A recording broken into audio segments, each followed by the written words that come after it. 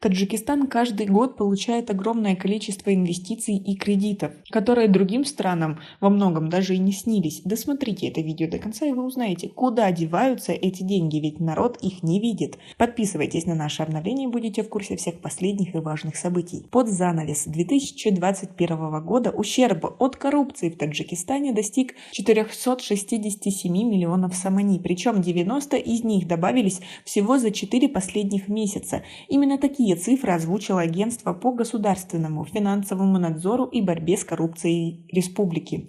Таджикский эксперт Самат Пуладзода отметил, что в мировом рейтинге уровня коррупции в странах мира страна находится в самом низу списка.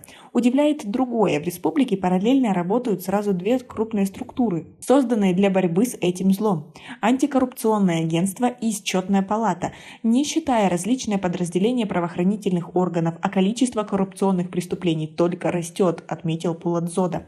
По словам гражданского активиста, можно создать сколько угодно антикоррупционных ведомств и структур, но эффект не будет достигнут, если не сменить алгоритм подхода к решению давно наболевших проблем. Наши правоохранители часто рапортуют о задержании очередного банкира, чиновника, преподавателя вуза или врача, подозреваемых в получении взятки, а настоящие акулы коррупции в это время спокойно набивают карманы, уверенные в своей неприкосновенности, высказался Пуладзода. По мнению эксперта, в иерархии государства есть ступень, выше которой борцам с коррупцией вход заказан, хотя полномочия для этого четко прописаны в законах. Не менее актуальна проблема чистоплотности самих борцов с коррупцией. Пресловутый вопрос: кто контролирует контролера?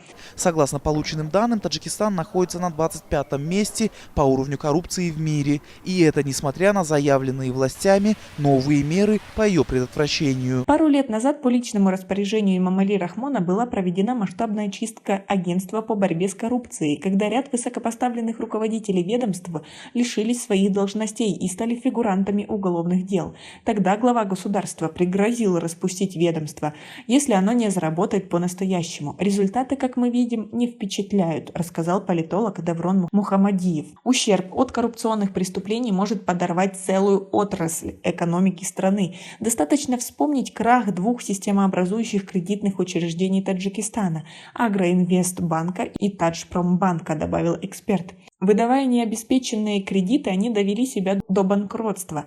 Результат – подрыв доверия населения к банковской сфере, обманутые клиенты, обнищание целых семей и даже самоубийство отчаявшихся вкладчиков. Помимо экономического ущерба, коррупция приводит еще и к репутационным потерям, они не менее важны. Со временем общество перестает доверять власти и может выйти на акции протеста, что в свою очередь является благоприятной средой для внешнего воздействия, создавая угрозу безопасности всего государства, продолжил Мухамадиев. Коалиции считают, что Таджикистану пока не удалось добиться ощутимых успехов в борьбе с этим явлением. У нас все коррумпировано сверху донизу, как и везде. Весь СНГ, постсоветские все эти республики, у них это везде.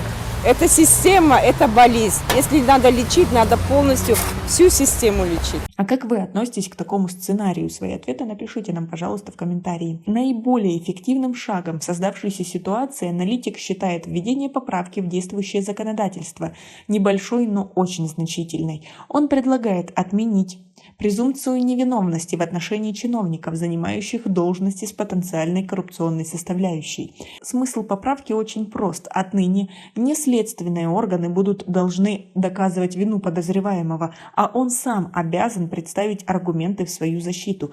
То есть изначально такой чиновник априори считается виновным, пока не предъявит доказательства обратного. Эта мера хорошо себя зарекомендовала в ряде стран, и я думаю, что в Таджикистане она также будет эффективна, резюмировал эксперт. Коррупция в Таджикистане стала явлением обычным и привычным, говорят граждане страны. Примерно треть жителей полагает, что платить в черную приходится практически везде, даже несмотря на заявленное бесплатное образование и медицину. Самыми же коррумпированными ведомствами люди называют прокуратуру, таможню, налоговые и судебные органы, милицию и госавтоинспекцию. Презумпция невиновности – это основа классического права, поэтому маловероятно, что власти республики пойдут на такой смелый шаг.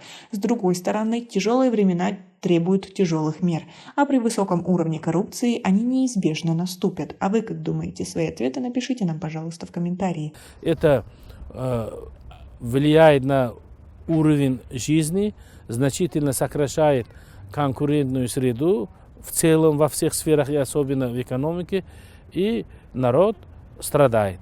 А узкая группа людей, используясь случаем, все больше использует возможность и сложившуюся ситуацию в свою пользу. У нас пока на этом все. Оцените наше видео подпиской и лайком. До скорой встречи.